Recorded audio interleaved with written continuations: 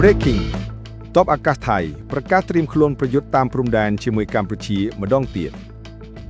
បាងកកបន្ទាយមានជ័យថ្ងៃទី10ខែតុលាឆ្នាំ2025នេះកងទ័ពអាកាសថៃ RTAF បានបញ្ជាក់ថា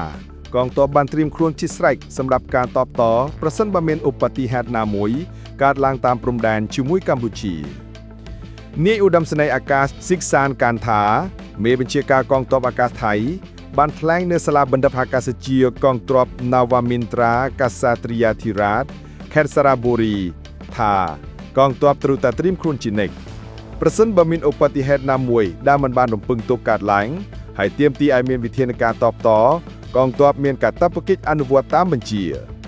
បើទោះបីជាមិនបញ្ជាលំអិតពីផែនការយោធាក៏ដោយ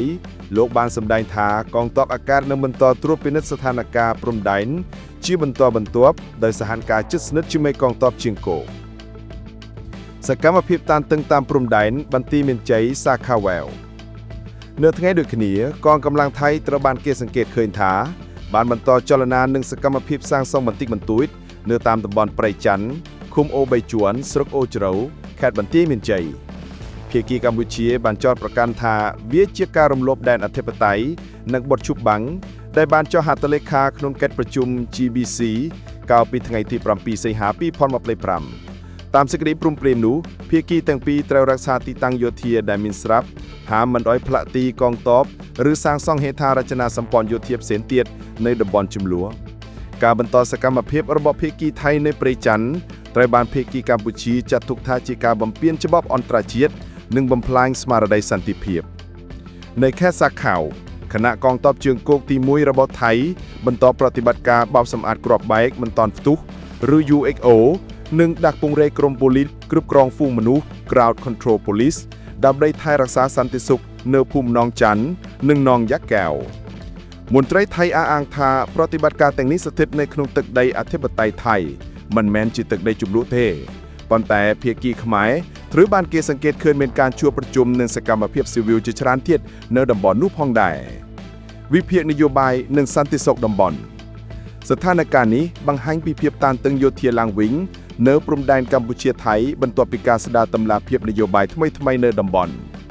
អ្នកវិភាគយោធាអាស៊ីអាគ្នេយ៍អះអាងថាការប្រកាសត្រៀមប្រយុទ្ធរបស់មេបញ្ជាការទ័ពអាកាសថៃគឺជាសារនយោបាយទ្វារដោងដើម្បីបង្ហាញអំណាចសន្តិសុខក្នុងប្រទេសខណៈដែលកំណត់សម្ពាធទៅលើភាគីកម្ពុជាក្នុងការអនុវត្តតាមបទឈប់បាញ់ចំណែកកម្ពុជាក៏ប្រើយុទ្ធសាស្ត្រដោយប្រុងប្រយ័ត្នដោយពឹងផ្អែកទៅលើគោលការណ៍សន្តិភាពរបស់អាស៊ាននិងការគាំទ្រពីភាគីអន្តរជាតិដូចជាចិននិងម៉ាឡេស៊ីដែលthuộcជាអ្នកសង្កេតការណ៍ក្នុងកិច្ចប្រជុំ GBC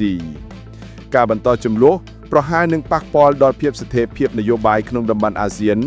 នៅពេលដែលអង្គការនេះកំពុងព្យាយាមរួមបញ្ចូលប្រទេសសមាជិកក្រោមគោលការណ៍សន្តិភាពនិងស្មារតីតាមច្បាប់អន្តរជាតិទស្សនវិស័យនិងអនាគតសន្តិសុខអាស៊ានប្រសិនបើភាពតានតឹងនេះបន្តការចូលរួមប្រទេសទី3ដូចជាម៉ាឡេស៊ីវៀតណាមឬសហរដ្ឋអាមេរិកអាចកើតឡើងជាអន្តរាគមន៍ការទូតទោះយ៉ាងណាការគ្រប់គ្រងជម្លោះតាមប្រព័ន្ធអាស៊ានត្រូវការចិត្តនយោបាយនិងភាពស្មោះត្រង់ពីភាគីទាំងពីរកម្ពុជានឹងត្រូវបន្តផ្ដោតទៅលើការអភិវឌ្ឍសន្តិភាពនិងការទូតព្រំដែនដើម្បីទប់ស្កាត់ការបង្ហូរអារម្មណ៍ជាតិនិយមពីភាគីជិតខាងសេចក្តីសន្និដ្ឋាននិងមតិយោបល់ស្ថានភាពបច្ចុប្បន្នបង្ហាញថាការប្រកួតប្រជែងយោធារវាងថៃកម្ពុជាមិនមែនជាការប្រយុទ្ធផ្ទាល់ទេប៉ុន្តែជាការបង្ហាញអំណាចនយោបាយនិងភាពជាអ្នកគ្រប់គ្រងតំបន់នៅពេលដែលកងទ័ពអាកាសថៃបង្ហាញភាពត្រៀមខ្លួនជានិច្ចក៏អាចជាសារអំពាវនាវទៅកម្ពុជាឲ្យប្រុងប្រយ័ត្នក្នុងការរក្សាបទឈប់បាញ់និងជៀសវាងអន្តរាគមន៍នយោបាយខាងក្រៅមតិយោបល់ខ្លីបើមិនមានការទូតសម្រាប់សម្រាយលើសហការយោធាស្ថានភាពព្រំដែនថៃកម្ពុជាអាចคล้ายទៅជាចំណុចទន់ថ្មីសម្រាប់សន្តិសុខអាស៊ានសន្តិភាពមិនមែនមកពីកម្លាំងទ័ពទេប៉ុន្តែមកពីការយល់ដឹងនិងការសម្រេចចិត្តប្រកបដោយចរិតនយោបាយនៅថ្ងៃទី10ខែតុលាឆ្នាំ2025ក្រសួងការពារជាតិនៃព្រះរាជាណាចក្រកម្ពុជាបានសម្របសម្រួលជូនក្រុមអ្នកសង្កេតការណ៍អន្តរកាលអាស៊ាន Interim Observation Team IOT ដឹកនាំដោយប្រទេសម៉ាឡេស៊ីអញ្ជើញចុះសង្កេតការណ៍នៅតំបន់ព្រំដែនភូមិព្រៃច័ន្ទឃុំអូ3ជាន់ស្រុកអូជ្រៅខេត្តបន្ទាយមានជ័យគោលបំណងសកម្មភាពនេះគឺដើម្បីសង្កេតទៀងទាត់និងរាយការណ៍ស្ថានភាពព្រំដែន បន្ទាត់ពីការអនុវត្តបាត់ឈប់បាញ់ជាធម្មមានរវាងកម្ពុជានិងថៃតាមសេចក្តីជូនដំណឹងផ្លូវការរបស់លោកជំទាវឧត្តមសេនីយ៍អេកម៉ាលីសុជាតាអ្នកនាំពាក្យក្រសួងការពារជាតិក្រម IOT បានចុះទៅពិនិត្យក្នុងតំបន់ដែលថៃត្រូវបានរាយការណ៍ថាបានធ្វើសកម្មភាពរំលោភដែនដីកម្ពុជាដែលមានទាហានថៃប្រដាប់អាវុធធ្វើការឈូសឆាយដីនិងរាវមានចូលក្នុងដែនអធិបតេយ្យកម្ពុជា2លើកនៅម៉ោង 11:05 ព្រឹកនិង 13:55 នាទីរសៀលក្រុមអ្នកសង្កេតការអាស៊ានកំពុងបន្តតាមដានស្ថានភាពជាប្រចាំដើម្បីធានាឲ្យមានការអនុវត្តបាត់ឈប់បាញ់យ៉ាងពេញលេញនិងអនុវត្តតាមគោលបំណងសន្តិភាពរបស់អាស៊ាន 3. ទស្សនវិស័យអនាគតនៃសន្តិសុខអាស៊ាននិងទំនាក់ទំនងកម្ពុជាថៃការចុះពិនិត្យរបស់ក្រុម IOT មិនត្រឹមតែជាការបង្ហាញពីការចូលរួមសកម្មរបស់អាស៊ានប៉ុន្តែជាការបង្កើតស្តង់ដារថ្មីសម្រាប់គ្រប់គ្រងជម្លោះតំបន់ប្រសិនបើសកម្មភាពនេះអាចធ្វើឲ្យស្ថានភាពមានស្ថិរភាពនិងជៀសវាងការប្រើកម្លាំងបន្ថែមអាស៊ាននឹងអាចប្រើ model នេះសម្រាប់ជម្លោះដទៃទៀតដូចជាសមុទ្រចិនខាងត្ងៅឬព្រំដែនឡាវថៃសម្រាប់កម្ពុជាការចូលរួមជាមួយអាស៊ានគឺជាការបញ្ជាក់ពីតួនាទីដ៏សំខាន់របស់សមាគមដើម្បីធ្វើជាមេកានីសឹមសន្តិភាពតំបន់ដើម្បីជៀសវាងឲ្យមានការលូតលាស់នៃជម្លោះព្រំដែនគោលគំនិតអាស៊ានជាកណ្ដាល Asian Centrality ត្រូវបានបង្ហាញយ៉ាងច្បាស់ក្នុងករណីនេះប្រទេសសមាជិកមិនចូលរួមដើម្បីជាជំទាស់ឬជាភាគីទទួលផលនយោបាយឡើយប៉ុន្តែដើម្បីធ្វើជាមេកានិកសង្កេតសន្តិភាពករណីនេះក៏បង្ហាញថាកម្ពុជាកំពុងអនុវត្តយុទ្ធសាស្ត្រសន្តិភាពតាមផ្លូវការទូតដោយប្រើអាស៊ានជាម៉ាស៊ីនសម្រាប់សម្រួលបញ្ចុះតានតឹងជាមួយថៃការចូលរួមរបស់ម៉ាឡេស៊ីជាប្រទេសដឹកនាំ IOT បញ្ជាក់ពីភាពជាប្រព័ន្ធនៃសមាជិកអាស៊ាន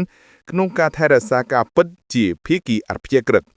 ទោះជាយ៉ាងណាបញ្ហាព្រំដែនកម្ពុជាថៃមិនមែនជាបញ្ហាថ្មីទេវាជាបញ្ហាមានប្រវត្តិសាស្ត្រយូរដែលពាក់ព័ន្ធនឹងការបកស្រាយនៃផែនទីនិងអធិបតេយ្យភាពជាតិការចូលរួមសង្កេតរបស់អាស៊ានដូចនេះគឺជាការបញ្ជាក់ថាទោះបីជាមានការតានតឹងក៏សន្តិភាពតំបន់នៅតែអាចរក្សាបានតាមផ្លូវអន្តរជាតិ 4. សេចក្តីសន្និដ្ឋានជាមតិវិភាសាព័ត៌មានអាស៊ានមិនអាចជាសមាគមសន្តិភាពបិទប្រកបបានតលតែវាមានឧបករណ៍ដៃសម្រាប់សង្កេតនិងដោះស្រាយជម្លោះដោយខ្លួនឯងក្រុមអ្នកសង្កេតការអន្តរកាលនៅព្រៃច័ន្ទគឺជាការសាក់លបងដ៏សំខាន់បំផុតនៃគំនិតនោះសន្តិភាពមិនមែនស្ថិតលើឈាមនិងដីទេប៉ុន្តែស្ថិតលើសេចក្តីព្រមព្រៀងក្នុងចិត្តសម្រាប់កម្ពុជាការចូលរួមរបស់អាស៊ានគឺជាការបន្តនៃយុទ្ធសាស្ត្រសន្តិភាពជាមូលដ្ឋានអធិបតេយ្យភាពសម្រាប់ថៃវាជាឱកាសដើម្បីបង្ហាញថាភាពជាដៃគូសន្តិភាពអាចមានតម្លៃលើសពីការប្រកួតប្រជែងប្រវត្តិសាស្ត្រអាស៊ាននៅដែលជាកន្លែងដែលសន្តិភាពត្រូវបានចរចាមិនមែនត្រូវបានគេចាប់បង្ខំឡើយប៉ុន្តែសំណួរដែលនៅសល់គឺតើសមាគមនេះអាចនឹងរក្សាបានសេចក្តីជឿជាក់របស់សមាជិកនៅពេលសង្គ្រាមអារម្មណ៍និងផលប្រយោជន៍នៃជាតិបន្តជ័យឥទ្ធិពលឬអត់ប្រសិនបើអាស៊ានអាចបន្តធ្វើការបញ្ចូលសន្តិភាពជាប្រព័ន្ធសម្រាប់ដោះស្រាយជម្លោះក្នុងតំបន់បានក៏ករណីព្រៃច័ន្ទនឹងក្លាយទៅជាសញ្ញាសម្គាល់ថាសមាគមនេះកំពុងរីកចម្រើនពីសមាគមនយោបាយទៅជាកន្លងសន្តិសុខតំបន់ពិតប្រាកដសូមអរគុណសូមជម្រាបលា